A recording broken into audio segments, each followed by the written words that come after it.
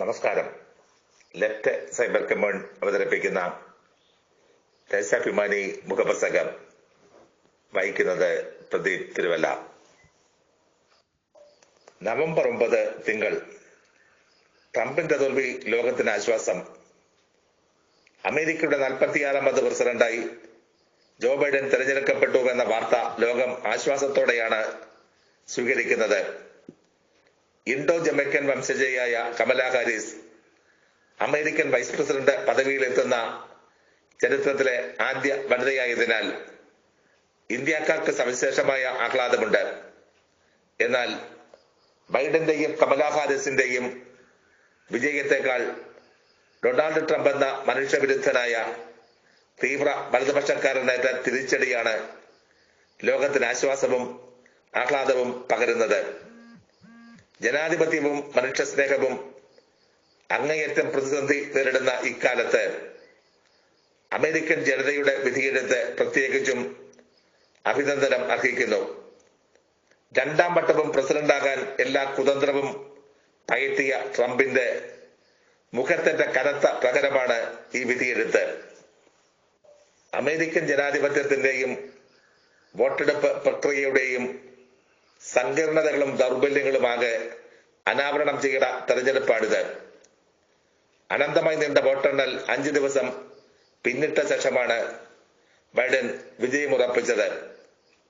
വോട്ടെണ്ണൽ നൽകാൻ എത്ര ദിവസം എടുക്കുമെന്ന് പറയാൻ ശാസ്ത്ര സാങ്കേതിക സൗകര്യങ്ങളിൽ വീർപ്പുമുട്ടുന്ന ഈ രാജ്യത്തിന് കഴിയുന്നില്ല എന്നത് നാണക്കേട് തന്നെ. വംശീയവാദിയും കുടിയേറ്റ വിരുദ്ധനും അങ്ങേയറ്റം മനുഷ്യത്വരഹിതനുമായ ട്രംപിന്റെ വില കുറഞ്ഞ ജൽപ്പനങ്ങൾ കൊണ്ട് മുഖരിതമായ തെരഞ്ഞെടുപ്പ് പ്രചാരണത്തിൽ അമേരിക്കൻ ജനത നേരിടുന്ന പ്രശ്നങ്ങളൊന്നും ചർച്ച ചെയ്യപ്പെട്ടില്ല. കപടദേശീയതയും ഭ്രാന്തമായ രാജ്യാഭിമാനവും വെള്ളക്കാരല്ലാത്തവരോടുള്ള അടുത്ത ശത്രുതയും സ്ത്രീവിരുദ്ധതയും സജീവ വിഷയങ്ങളാക്കിയ ട്രംപ് മാന്യമായ സംവാദത്തിന് പോലും തയ്യാറായില്ല. പ്രചാരണ ഘട്ടം മുതൽ വോട്ടെണ്ണൽ വരെ ജനാധിപത്യ വിരുദ്ധമായാണ് അദ്ദേഹം പെരുമാറിയത്. പോസ്റ്റൽ വോട്ട് പൂർണ്ണമായി എണ്ണരുതെന്നും എണ്ണണമെന്നും തരാതരം പോലെ ആവർത്തിച്ചു. തെരഞ്ഞെടുപ്പ് ഫലം അംഗീകരിക്കില്ലെന്നും സുപ്രീം കോടതിയെ സമീപിക്കുമെന്നും ഭീഷണി മുഴക്കി. അമേരിക്കൻ സമൂഹത്തിൽ മേൽക്കൈയുള്ള സമ്പന്ന സ്വാർത്ഥ നിലപാടുകൾക്ക് തീപിടിപ്പിച്ച് വിജയം ഉറപ്പിക്കാനായിരുന്നു ട്രംപിന്റെ ശ്രമം. ഇതുവഴി സ്വന്തം വോട്ടുകൾ പിടിച്ചു നിർത്താൻ സാധിച്ചു. എന്നാൽ അതിനേക്കാൾ ശക്തമായ അടിയൊഴുക്ക് ജനങ്ങൾക്കിടയിൽ ട്രംപിനെതിരെ രൂപപ്പെട്ടിരുന്നു. നിശബ്ദമായി ആഞ്ഞടിച്ച ജനവികാരത്തിൽ ജനവിരുദ്ധനായ ആ ഭരണാധികാരി കടപുഴകി.